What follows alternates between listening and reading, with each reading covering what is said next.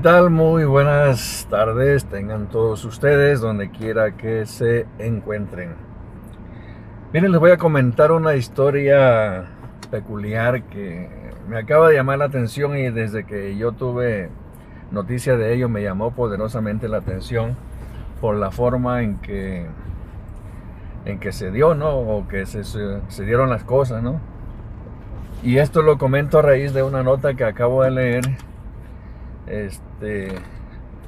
haciendo referencia a que harán públicos los nombres de los controladores de vuelos del aeropuerto de la Ciudad de México, porque al parecer la mayoría no son profesionales o no tienen cédula profesional para ejercer como tales, ¿no? En una actividad que a mí me parece pues muy delicada, ¿no? Porque se trata de controlar vuelos y no es lo mismo que un policía de tránsito que controla el flujo vehicular en una ciudad, ¿no?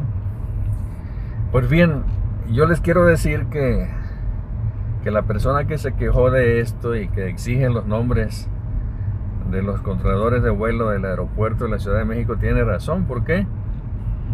Porque yo conocí, o más bien conozco un caso que yo lo vi, pues no me lo contaron, yo lo vi, yo fui testigo.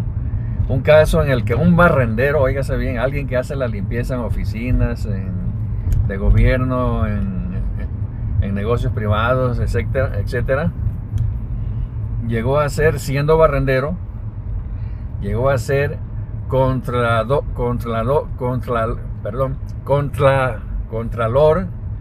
de vuelos del lugar donde trabajaba, es decir, del Aeropuerto Internacional de La Paz, Baja California Sur. Y yo se los digo porque a mí me parece que está bien superarse, ¿no? Y hay personas que pues no necesitan título para ejercer alguna actividad, algún oficio, ¿no? O alguna profesión, ¿no? Yo, sin ser abogado, he litigado y he ganado casos en México. ¿Por qué? Porque estoy empapado del derecho y toda esa cuestión, ¿no? De cómo meter un amparo, cómo hacer una denuncia, una demanda de divorcio o, laboral, de lo que sea, ¿no? Entonces, yo viví un tiempo en La Paz, Baja California Sur, y conocí a una familia pues humilde, ¿no? Que vivía pues prácticamente a una calle donde yo vivía, y uno de los hijos de la señora de esta familia, pues yo creo que tenía como unos 15 años de edad. Trabajaba en limpieza porque pues no había otra posibilidad. Creo que el chamaco estudiaba la secundaria, aparte trabajaba en limpieza. Yo trabajaba para un medio local allí en La Paz, Baja California Sur, que se llamaba, no sé si exista todavía, Últimas Noticias.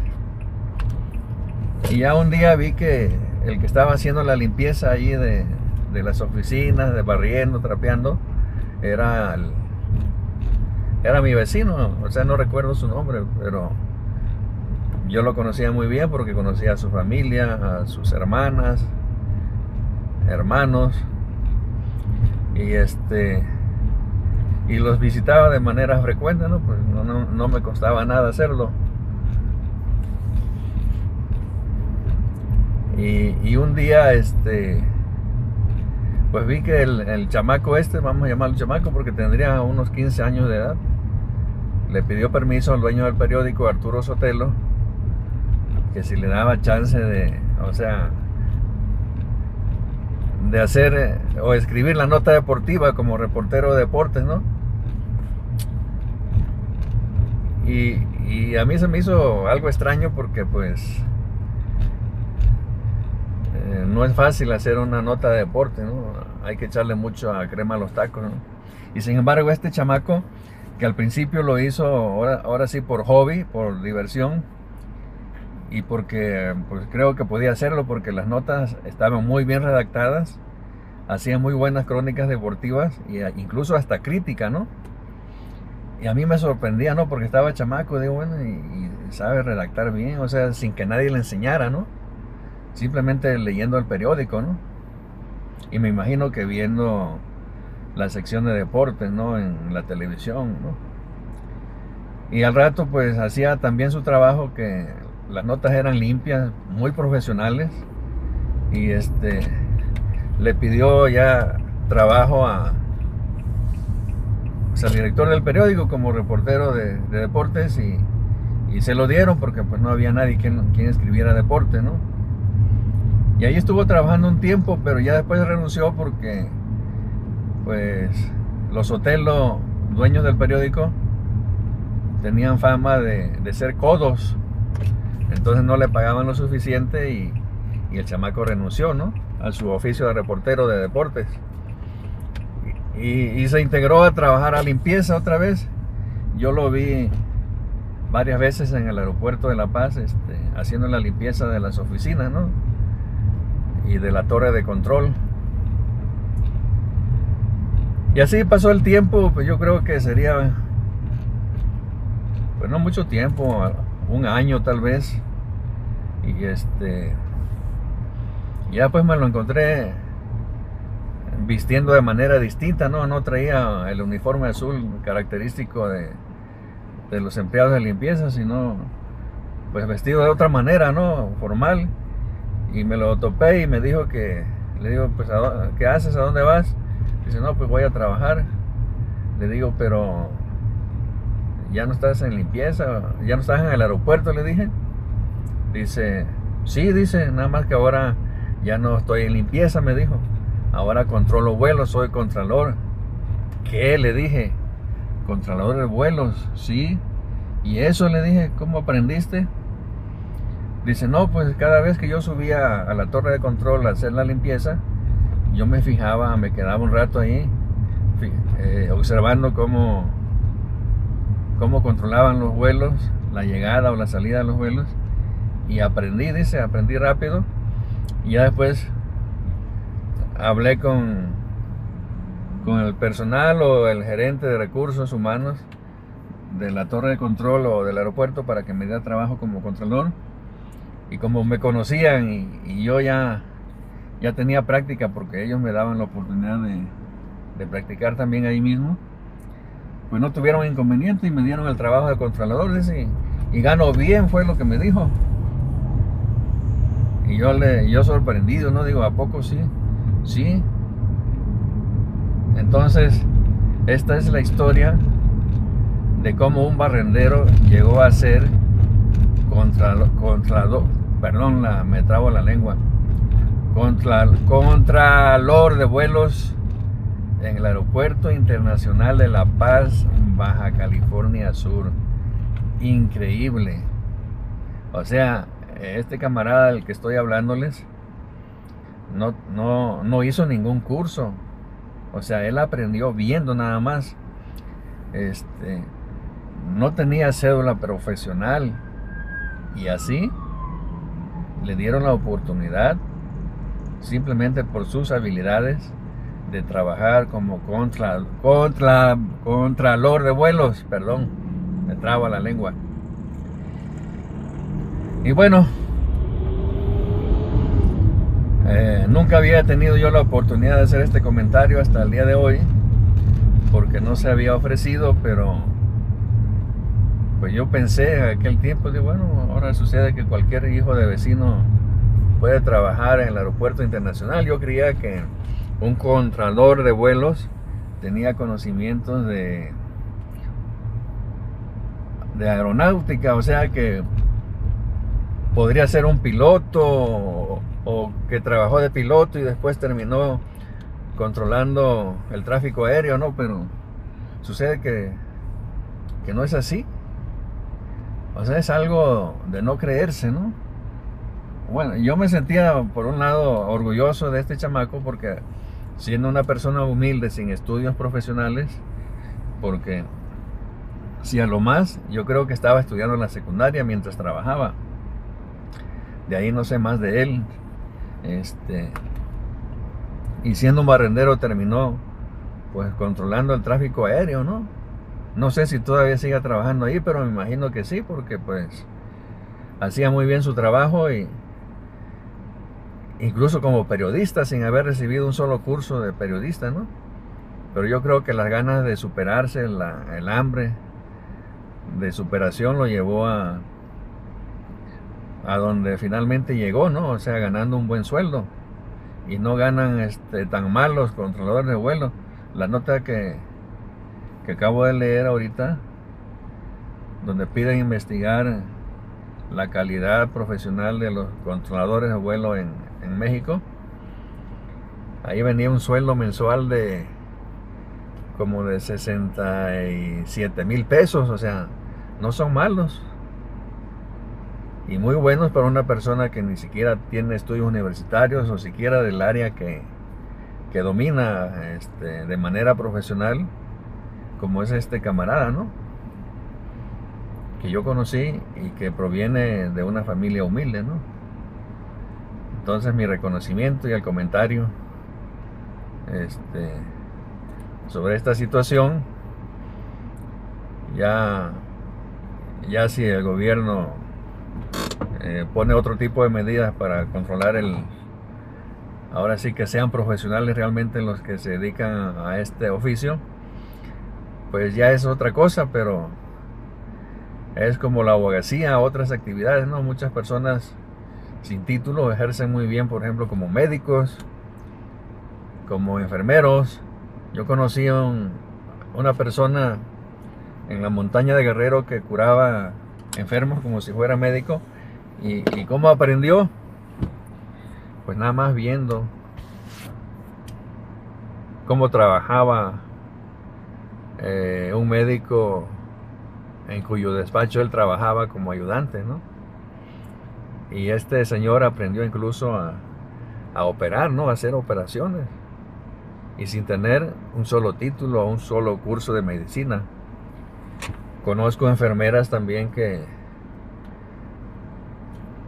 curan a las personas y tienen su propio consultorio como si fueran médicos. Y a los médicos les entra el celo profesional, porque mientras a ellos les va mal porque no curan a las personas, es como los mecánicos. Y una persona improvisada lo hace mejor, y pues la gente se va con esas personas. Y lo digo también por experiencia propia, ¿no? En una ocasión yo estaba enfermo y un médico pues quedaba lejos, y había una enfermera, bueno, que no era enfermera, simplemente trabajó en un consultorio ayudando a un médico y aprendió la técnica, ¿no? Pero fue mucho más allá. Ella recetaba medicinas y la gente se curaba. Y yo fui y me recetó pues unos menjurjes ahí para tomármelos, y sané, y cobraba muy barato. O sea, me cobró muy barata la consulta, ¿no?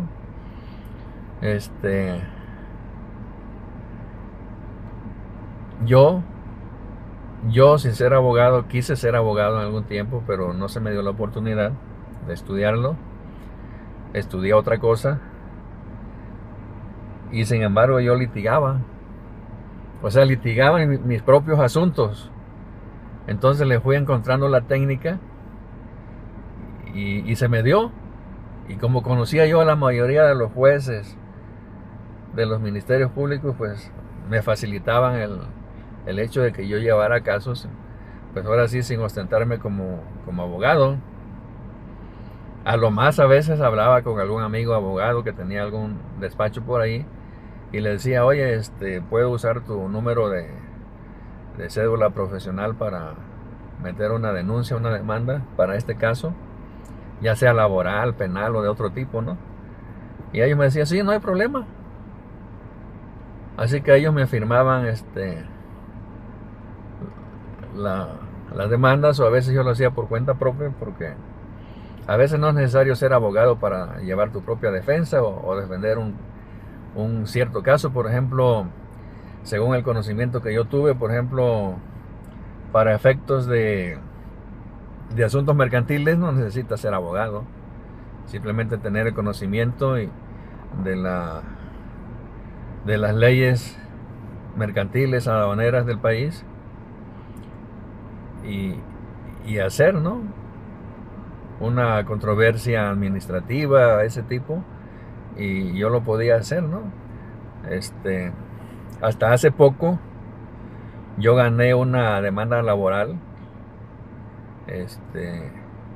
en Oaxaca de carácter ambiental, y al día de hoy me da risa porque esa demanda laboral ni siquiera estaba sustentada en artículos específicos de la ley ambiental o de ecología o lo que sea.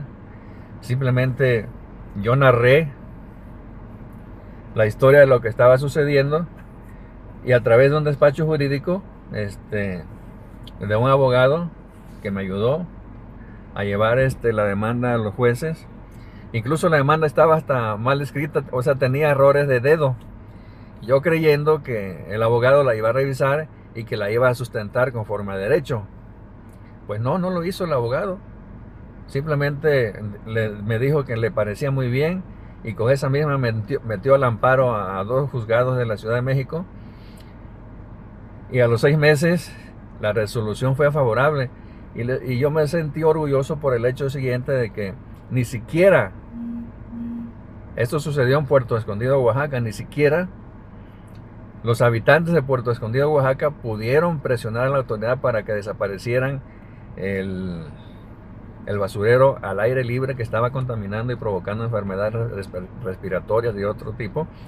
Incluso llegaron a cerrar el basurero. Ni aún así, con esas presiones, lograron que eso se hiciera. Tuvieron más que promesas, y durante años, de meterles agua potable, de pavimentarle calles, de meterles luz allí al sector donde estaba el aeropuerto, el basurero. Y los alcaldes no cumplían. Entonces un día le dije yo a una persona que vendía terrenos allá a un lado y que le estaba afectando la presencia del basurero, le dije: oye, yo conozco un buen abogado penalista, especialista en amparo penal, bueno, no sé cómo le llama, pero especialista en amparos, y él nos puede ayudar a cerrar el basurero.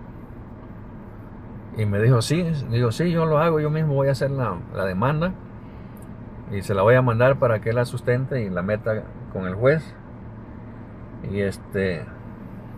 Y sí, hice una pequeña cronología ahí de cómo sucedió la historia de este basurero cielo abierto, y que no se podía hacer nada, salvo promesas de los alcaldes de cerrarlo, y nunca pasó nada. Y le tomé fotos y fue todo. No lo sustenté en ningún artículo porque yo metí el amparo. Óiganse bien, metí el amparo solamente por meterlo, porque había una historia de fracasos. O sea, ni con abogados, ni con nada, ni con presiones, la gente logró el cierre del basurero a cielo abierto. Lo que yo dije: bueno, el licenciado del que yo me estaba auxiliando, lo va a sustentar para que vaya mejor estructurado y proceda. Pues no, sucede que el abogado ni siquiera corrigió los errores de dedo o algunas situaciones fuera de contexto, sino que este dueño de este predio, de los terrenos que estaban en venta, revisó el documento antes que yo lo enviara y me hizo la observación ahí y dice: no, dice, esto está mal, dice, esto es incorrecto. Le digo: no, pues se me pasó, le dije.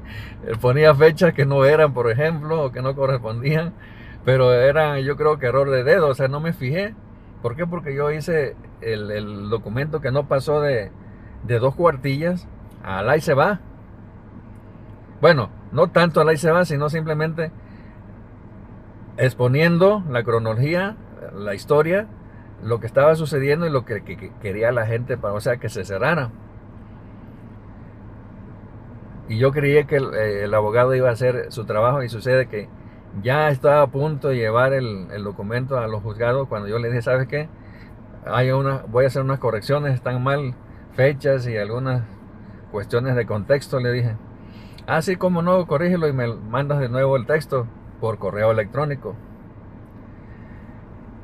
Una vez que se corrigió ese asunto, metió el amparo a 2 juzgados, y esto lo hicimos bajo la absoluta secrecía para que las autoridades municipales de Puerto Escondido, del municipio, no se nos adelantaran y pagaran a los jueces. Lo hicimos fuera de Oaxaca, porque en Oaxaca pues no iba a proceder, porque ahí los jueces estaban vendidos, o sea, con dinero le iban a dar para atrás a todo.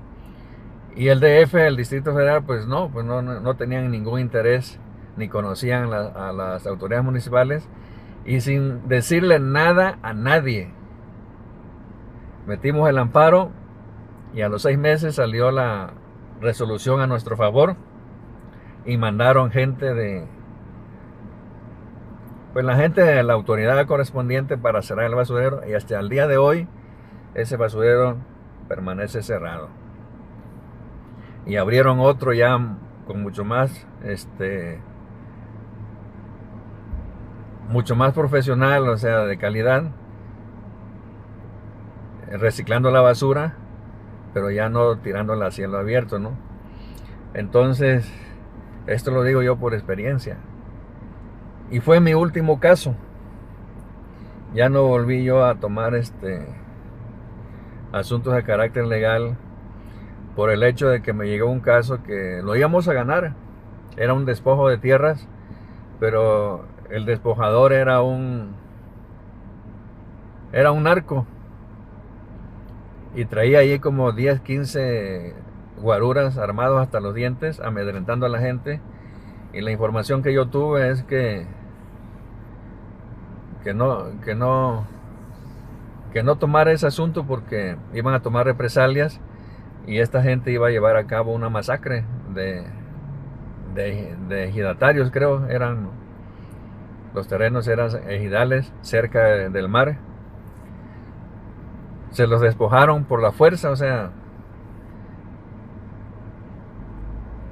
y los afectados pues buscaron mi asesoría. Yo les dije que sí, que íbamos a ganar el caso, que me dieran todas las pruebas y quiénes eran los que estaban invadiendo el predio, pero la información que me llegó fue esa. Me dijeron, va a ganar usted el caso, dice, porque es un despojo descarado, pero va a tener que huir del estado, me dijeron. Y a los que se queden ahí, dice, los que están quejándose los van a matar, porque esos son matones, son sicarios, tienen el apoyo del gobernador y para despojar tierras y que no pase nada, ¿no? Estamos hablando del gobernador de Alejandro Murat, que todavía no termina su periodo y que perdió el PRI esa gubernatura, la ganó Morena. Y ya mejor me dediqué a lo que me dedicaba, a bienes raíces.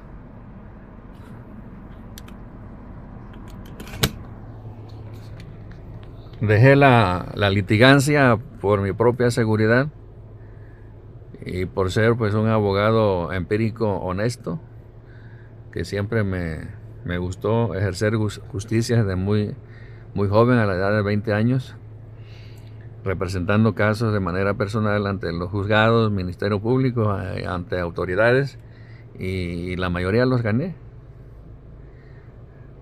Después quise estudiar la carrera de Derecho online, pero por falta del tiempo pues no pude estudiar online